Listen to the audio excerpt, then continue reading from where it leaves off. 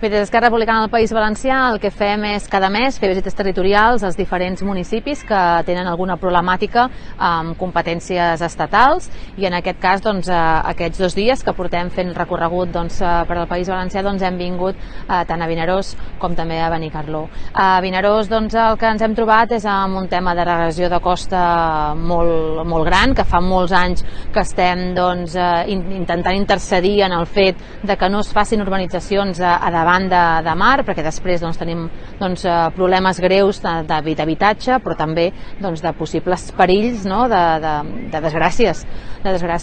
humanes. El que farem serà preguntar si li sembla bé al govern que se segueixin construint tan a prop del mar i més amb una costa que realment té aquesta problemàtica de regressió cada cop més gran. Així portem anys intentant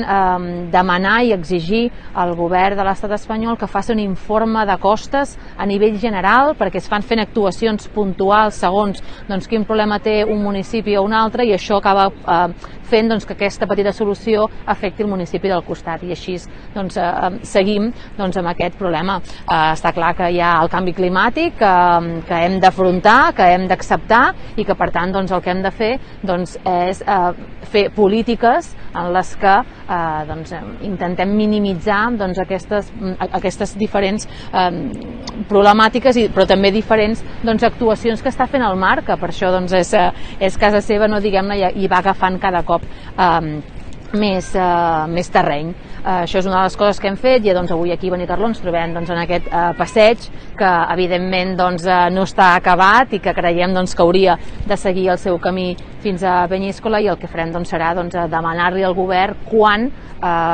tirarà endavant en aquest projecte, i sobretot també demanar aquesta voluntat política municipal de demanar-ho també al govern, perquè està clar que des de l'estat espanyol nosaltres podem exigir que facin coses, però sempre ha de ser amb una voluntat política municipal de que estigui i que reconeixin aquesta necessitat pels veïns i veïnes d'aquest municipi, així com amb les freqüències en rodalies, que evidentment hi ha un problema. A la pandèmia ho va empitjorar i tenim una connexió cap al sud que és totalment ineficient i inadequada, i tenim una mala connexió cap al nord que fa que estudiants, treballadors i persones que es vulguin moure que no acabin trobant aquest horari, aquest tren, aquesta necessitat de transport que és el que necessitem, perquè això és un bé essencial, que ens puguem moure entre diferents llocs del territori.